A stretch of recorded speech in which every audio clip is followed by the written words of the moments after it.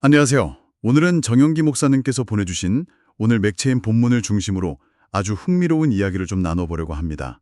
오늘의 큰 주제는 바로 씨의 보존입니다. 성경을 보면 이 씨라는 개념이 참 자주 등장하잖아요. 네, 맞아요. 아주 작고 어떻게 보면 보잘것없어 보이죠? 그렇죠. 하지만 그 안에 생명이 있고 또 결국에는 거대한 숲을 이루는 그런 잠재력을 가졌고요.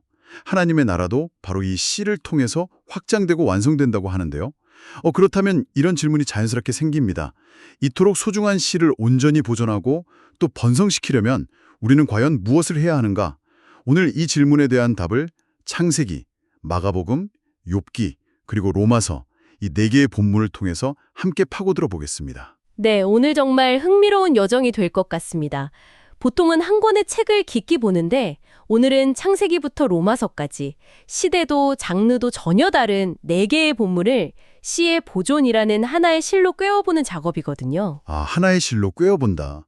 멋진 표현이네요. 각 본문이 마치 프리즘의 다른 면처럼 이 주제를 각기 다른 색깔로 비춰줄 텐데 그 빛들이 합쳐졌을 때 과연 어떤 온전한 그림이 나타날지 저도 정말 기대가 됩니다. 좋습니다. 그럼 첫 번째 프리즘, 창세기 43장부터 바로 시작해보죠. 배경이 정말 드라마틱합니다. 네, 그렇죠. 극심한 가뭄으로 야곱의 가족이 이제 굶어 죽을 위기에 처하자 아들들이 식량을 구하러 이집트로 간단 말이죠. 그런데 하필 그곳의 총리가 오래전에 자기들이 노예로 팔아넘겼던 동생 요셉이에요. 형들은 당연히 못 알아보고요. 전혀 모르죠. 그리고 요셉은 그들을 시험하려고 일부러 아주 혹독한 요구를 합니다. 막내 동생 베냐민을 데려오지 않으면 다시는 내 얼굴을 볼 수 없을 거다. 그렇죠. 아버지 야곱은 이제 사랑하는 막내를 잃을까봐 결사 반대를 하고 집안은 다시 깊은 절망에 빠지게 됩니다. 바로 그때 넷째 아들 유다가 아버지 앞에 나서는 거죠. 맞아요. 그 장면이 정말 인상적인데 유다가 이렇게 말하죠. 내가 그를 위하여 담보가 되겠습니다. 만일 내가 그를 아버지께 데려다가 아버지 앞에 두지 아니하면 내가 영원히 죄를 짓겠습니다. 이게 그냥 제가 책임질게요 정도의 말이 아니잖아요. 차원이 다른 말이죠. 네, 자신의 인생 전체를 담보로 건 그야말로 처절한 희생의 선언인 거죠. 여기서 정말 흥미로운 지점이 바로 그겁니다. 왜 하필 유다였을까요? 당시 장자는 루우벤이었고 동생들을 이끌 책임은 분명 그에게 있었습니다.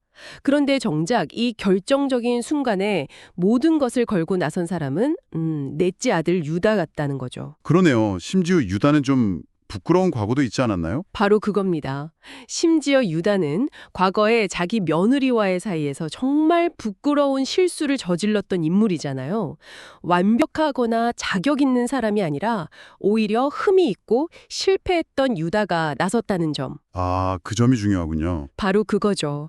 하나님의 계획, 그러니까 씨의 보존이라는 이 거대한 계획은 인간 사회의 서열이나 과거의 성공 여부와는 전혀 다른 방식으로 작동한다는 걸 보여주는 아주 상징적인 장면입니다. 유다의 이 희생적인 결단이 없었다면 야곱의 가족은 아마 흩어졌을지도 몰라요. 이스라엘이라는 공동체의 씨가 소멸될 수도 있었던 위기였네요. 맞습니다. 그 위기에서 한 사람의 실패를 딛고 일어선 희생이 결정적인 물꼬를 튼 셈입니다. 이것이야말로 씨의 보존에 담긴 어떤 예측 불가능한 신비라고 할 수 있겠습니다. 와, 한 개인의 희생이 공동체 전체의 명맥을 잇는 모습이 정말 강렬하게 다가오네요. 그런데 만약에요, 위협이 가뭄 같은 이런 물리적인 위기가 아니라 우리 눈에 보이지 않는 시대 전체의 혼란과 미혹이라면 어떻게 해야 할까요? 두 번째 본문인 마가복음 13장은 바로 그 지점을 다루고 있는 것 같습니다. 네, 분위기가 완전히 전환되죠. 창세기가 한 가족의 생전 이야기였다면 마가복음 13장은 인류 역사의 마지막에 대한 예수님의 가르침입니다. 마지막 때가 되면 사람들이 내가 그리스도다라고 주장하면서 나타나고 곳곳에서 전쟁과 지진, 기근이 일어나고 심지어 가족끼리도 서로를 넘겨주는 그런 극심한 환란이 있을 거라고 경고하시죠. 듣기만 해도 정말 불안하고 공포스러운 상황인데요. 그런데 예수님은 여기서 두려워하라고 말씀하시는 게 아니라 오히려 명확한 행동 지침을 주십니다. 맞아요. 끝까지 견디는 자는 구원을 받으리라. 그리고 깨어 있으라. 씨의 구원을 위한 자세는 바로 이 인내와 깨어있는 자세라는 거죠. 맞습니다. 여기서 깨어있다는 것이 구체적으로 뭘 의미하는지 잘 생각해 봐야 해요. 이게 단순히 잠을 자지 말라는 뜻이 아니죠. 그렇죠. 혹은 뭐 세상 종말의 징조가 뭔지 인터넷을 막 뒤지면서 불안에 떠는 것도 아니고요. 오히려 그 반대입니다. 온갖 거짓 정보와 자극적인 주장, 혼란스러운 가치관이 난무하는 세상 속에서 영적인 분별력을 잃지 않는 것. 그리고 하나님의 말씀이라는 기준을 굳게 붙잡는 아주 적극적인 정신 상태를 의미하는 겁니다. 요즘처럼 정보가 정말 폭포수처럼 쏟아지는 시대에는 그 깨어있는 자세를 유지하는 게 정말 어려운 것 같아요. 정말 어렵죠. 뭐가 진짜 위협이고 뭐가 그냥 사람들을 선동하기 위한 가짜 뉴스인지 구분하기가 쉽지 않잖아요. 정확한 지적이십니다. 그래서 예수님께서 인내를 함께 말씀하신 겁니다. 깨어있는 것은 한순간의 결단이 아니라 꾸준한 훈련과 인내가 필요한 일종의 영적 근육과 같아요. 영적인 근육이요? 네. 세상이 주는 즉각적인 만족이나 쉬운 해답에 안주하려는 유혹을 참고 진리를 분별하기 위해 끊임없이 자신을 성찰하는 과정이죠. 이 혼란 속에서 우리 안에 있는 신앙이라는 씨를 지키기 위해 인내하며 영적으로 깨어있는 것, 그것 자체가 씨를 보호하는 가장 강력한 방어막이 되어준다는 통찰입니다. 유다의 희생이 외부의 위협으로부터 씨를 지켰다면 깨어있는 인내는 내부의 혼란으로부터 씨를 지키는 힘이군요. 네, 그렇게 볼 수 있죠. 그런데 우리가 아무리 희생하고 인내하며 깨어있으려고 노력해도 도저히 인간의 힘으로는 이해하거나 감당할 수 없는 고난이 닥칠 때가 있잖아요. 물론이죠. 세 번째 본문 욥의 이야기가 바로 그 지점을 파고드는 것 같습니다. 네, 욥은 그야말로 고난의 대명사죠.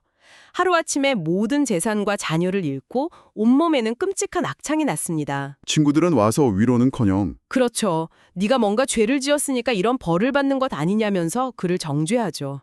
욥은 자신의 결벽을 주장하며 하나님께 항변하고요. 오늘 본문인 욥기 9장은 바로 그 처절한 항변의 한가운데에 있는데요. 욥이 자신의 고통이 너무 커서 말이 거칠어질 수밖에 없다고 토로하면서도 한 가지 근본적인 사실을 인정합니다. 네, 바로 진실로 내가 이 일이 그런 줄을 알거니와 인생이 어찌 하나님 앞에 의로우랴. 이 고백이 참 놀라워요. 그렇죠. 이 말은 나는 억울하지만 당신이 옳습니다. 이런 단순한 체념이 아니에요. 아, 그런 게 아닌가요? 네. 오히려 인간적인 차원에서 누가 옳고 그르냐를 따지는 그 논쟁 자체가 하나님의 거대한 섭리 앞에서는 무의미하다는 처절한 깨달음에 가깝습니다. 내 지혜, 내 경험, 내 기준으로 하나님의 행하심을 판단하려는 시도 자체가 얼마나 교만한 것인지를 고통 속에서 배우고 있는 거죠. 그렇다면 시의 보존이라는 관점에서 욥의 이 고백은 어떤 의미를 가질까요?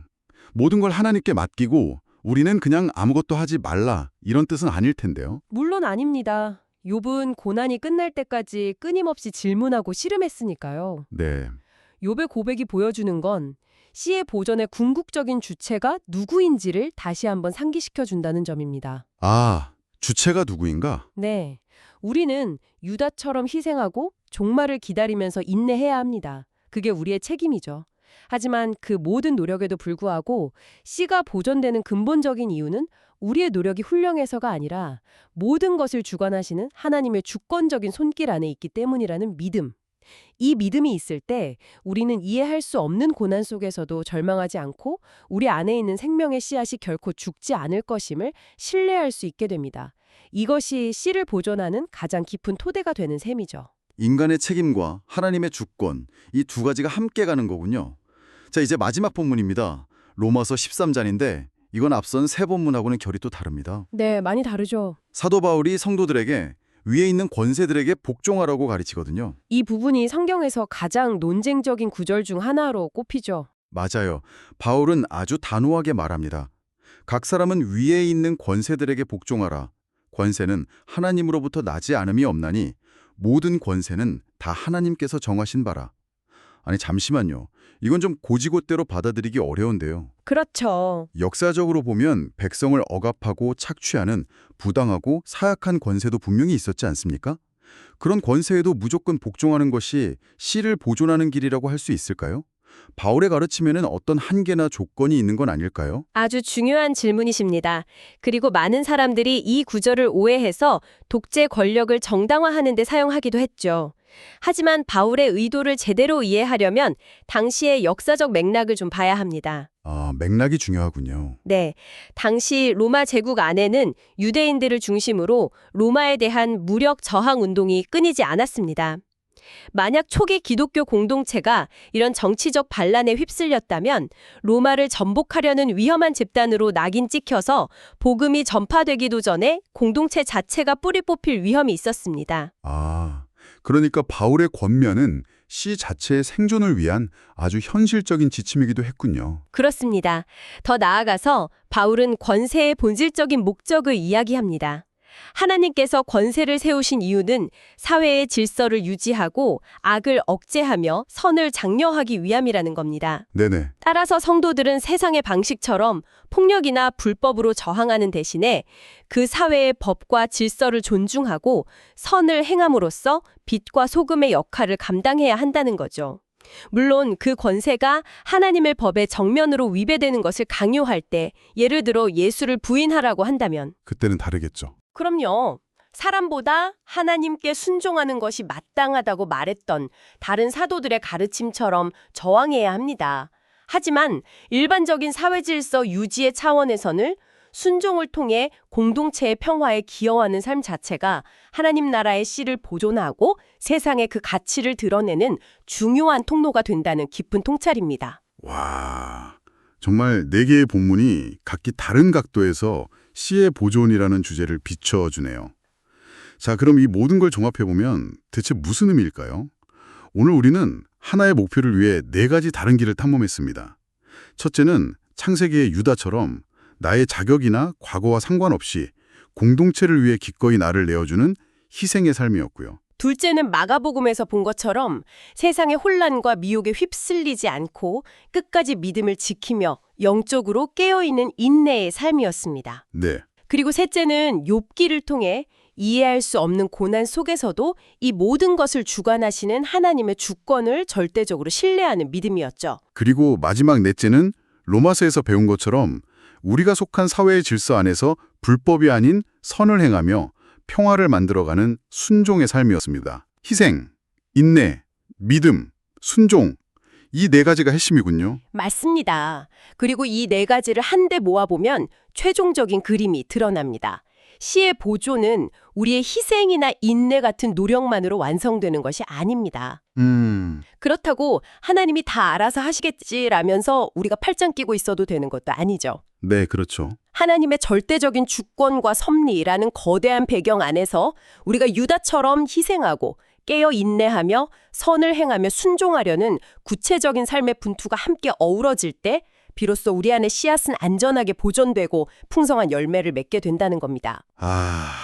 하나님의 주권이라는 시실과 인간의 책임이라는 날실이 함께 엮여 만들어지는 아름다운 직물. 그것이 바로 씨앗 보존의 핵심 원리라고 할 수 있겠습니다. 하나님의 주권이라는 시실과 인간의 책임이라는 날실, 정말 멋진 비유네요. 오늘 우리가 함께 나눈 이 4가지 삶의 방식이 청취자 여러분 각자의 삶에 깊은 울림을 주었으면 좋겠습니다. 마지막으로 청취자분들께 생각해볼 질문 하나를 던지면서 마무리하고 싶습니다. 오늘 살펴본 희생, 인내, 믿음, 순종, 이 4가지 씨앗 보존 방법 중에서 지금 당신의 삶의 자리에서 가장 절실하게 요구되는 것은 무엇인가요? 그리고 더 나아가 당신이 지금 그 무엇보다 소중하게 지키고 키워나가야 할 당신만의 씨앗은 구체적으로 무엇인지 한번 깊이 생각해 보시면 좋겠습니다.